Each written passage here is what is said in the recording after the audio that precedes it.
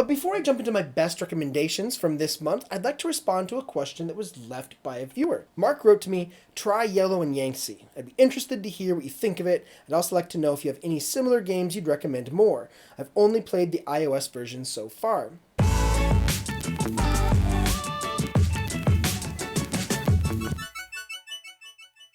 Before I get started, I'm excited to announce a major improvement to theperfectboardgame.com. It is now possible to watch my video content on the site while viewing information about the games that I talk about on the video. You can take a look at the prices, at least the prices on Amazon.com, how the games are rated, and find similar games and reviews right there while you're watching the video. Furthermore, if you check out my site at theperfectboardgame.com/boardgamedad, you'll find a listing of all of the games that I've reviewed on the site so far, which can actually be organized according to criteria that best suits you. So check out the link in the description, and if you have any comments or things you'd like to share about the site, let me know in the comments. If you'd like to support that project, if you'd like to support me, you can find information on my Patreon site, which also has a link in the description. So, I took a look at Yellow and Yangtze, and I also took a look at its predecessor by the same designer, Tigris and Euphrates. And to describe or summarize my impression of these games, I would say, imagine you had never played chess before, and someone's teaching you how to play chess, and in this completely alternate universe, every time you play a new move, you draw a random piece from a bag. And it's either a bishop or a knight or a rook. And so you draw from the bag and you get to place this piece anywhere on the board, and bishops move one way and knights move the other way, and you start thinking, wow, this game has so much depth to it. I mean, there's so many things you can do. You could place a bishop here or there, and then if I draw a knight, what I do is totally different. You really have to optimize, and you're thinking about all of the cool things you can do when you're drawing a new piece from the board every single turn, and trying to anticipate what your opponent's going to do.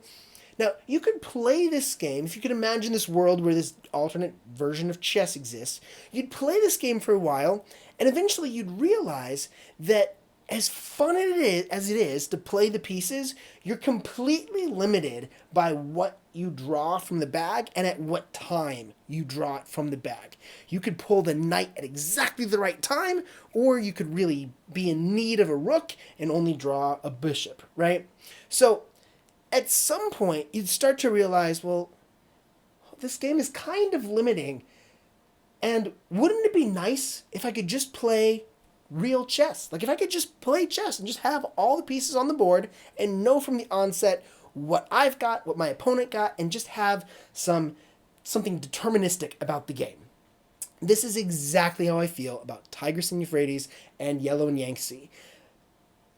Both games have something brilliant about the rules and the mechanics. I mean, there's some interesting things going on, but every round you're drawing tiles from a bag. And I feel playing both games, they're very, very similar in rules, and I'm not going to go into the whole setup for the rules in this video, but my overall impression, it's very exciting to learn, and as the depth of the game dawns on you, it can be really...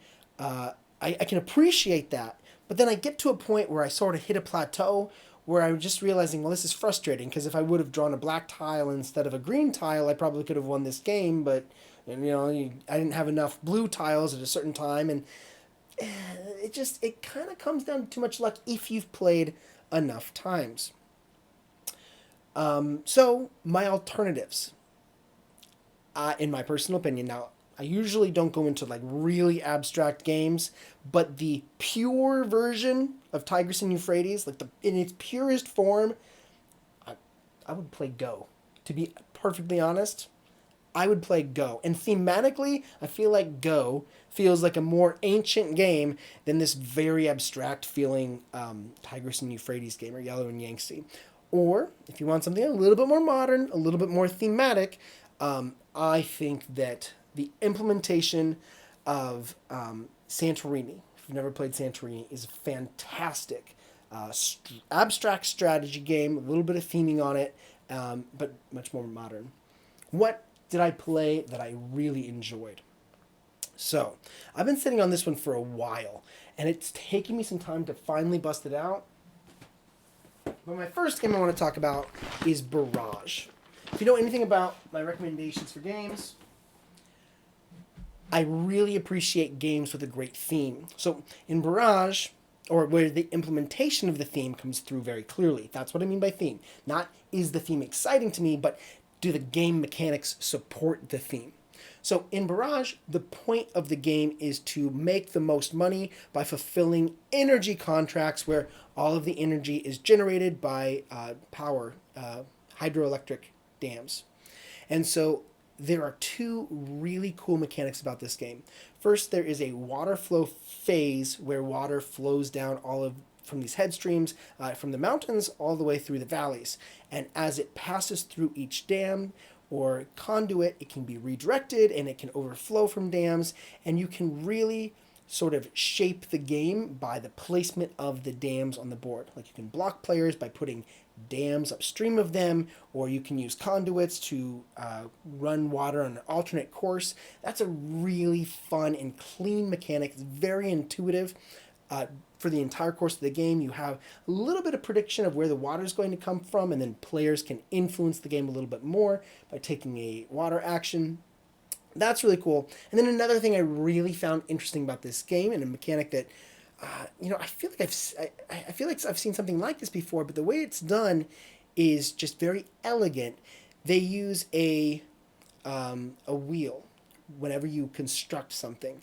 So you decide you want to build a powerhouse, and you take the resources for the powerhouse, these machines, and you put it on your wheel, and then you rotate the wheel one sector.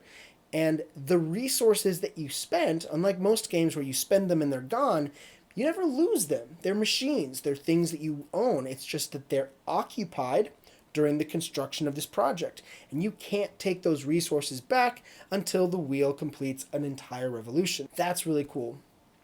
The game is also very, very tight. It is very difficult to get the resources you need. You are constantly planning ahead, and yet there's some great interaction going on.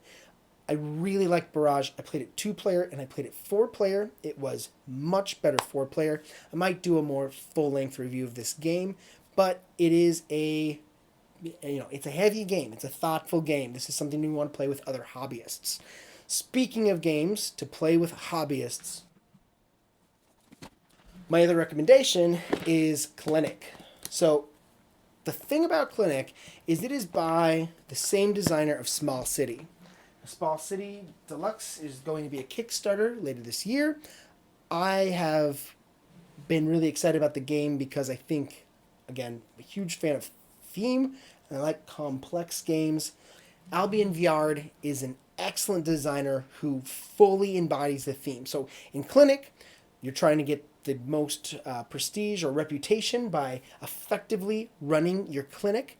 The thing that's going to count against you is, what do you think? What do you think affects your impression of a clinic when you go in there and what's the one thing you would complain about? In the game, it's how much time you spend waiting. It's how long things take. At the end of the game, you take all of your reputation and then you subtract all the points that you lost by the amount of time that patients had to wait. I think that's brilliant. Another thing that you have to do in Clinic is you have to plan, you have to get your workers, you have to get your doctors and your nurses and, supply aides, and they come to work in your hospital, but they need parking spaces. So you're laying out your hospital and you're literally planning for the parking spaces. Now, to some people, that's too much. There's too much involved there. There's too much planning. There's too many moving parts. It feels very much like a puzzle. That was one person's criticism at the board game group where I usually play from. They said it felt like a puzzle to them. To me, if the game makes sense, and the way this is designed, it makes perfect sense to me. You need certain doctors. If you put them in the university, they get better. If they get tired, they get worse. You've got nurses who can help the doctors more effectively. You've got to move people through the hospital. There's so many things that make sense about this game. But it is very puzzly. It is a lot of work to learn how to play as well. But I appreciate games that make a lot of sense. So again, highly complex game, very thematically rich, a lot mechanically going on. Parking spaces and wait time and moving things around and rules for how rooms have to be next to each other.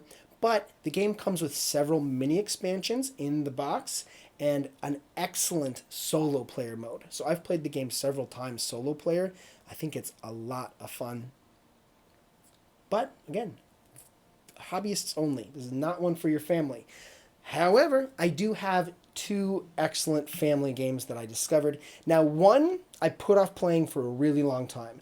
I didn't really think I was going to like it because I'm not a big fan of dexterity games, but so many people have recommended it. I finally caved. We had some family come over and bring their kids, and I bought this game. The game is Rhino Hero. If you haven't heard of Rhino Hero, here's what I don't like about it, basically, is the game is a lot like Jenga. Jenga, the one where you're removing blocks and trying not to let the tower fall.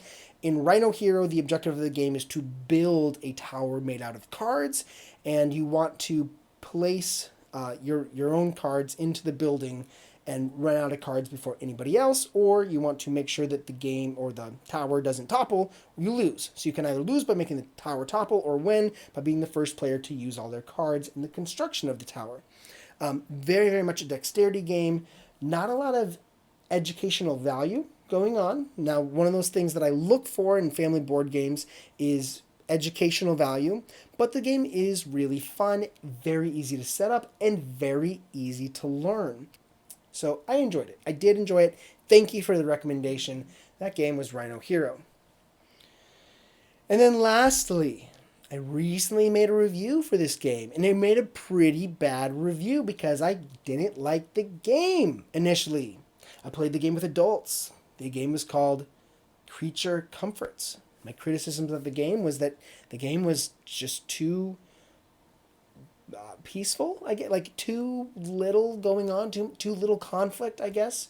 And then all these people commented on my video, and they're like, "The game is for kids, dude." So I looked up the production company, and I was totally like, yes, yeah, it's a kids game. The company is a kids production company. So I thought, oh my goodness. I started to think of it in a whole new light. I'm like, wait, I could totally play this with my 7-year-old. My 5-year-old would love this game. And then it sort of like sunk in like, this is a cool game. It would go well with my family. There's not a lot of combativeness to it. So there's that. I mean, there's a little bit of anticipation for planning. I think I might actually buy this game that I criticized so heavily because, yeah, my family would really love this game. I can see this being one of my wife's favorite games. And so now I'm like, oh, what I gotta do? I gotta correct my review for it. Creature Comforts. Take a look at the rulebook before you check it out. This is not a game that I liked playing with a group of my friends because we like a little bit more interaction. But I think I might take a look at this game to play with my kids because there is a lot of brilliance. I did the review. I talked about, the good and the bad. But I think I'm going to rectify my criticism and say this is a game worth taking a look at if you've got a family. Those are the ones that I'm most excited to share this month. As I go into next month, I'm excited to get back into YouTube. I don't know if you've noticed, but I was gone for several weeks as I was working on the board game, theperfectboardgame.com.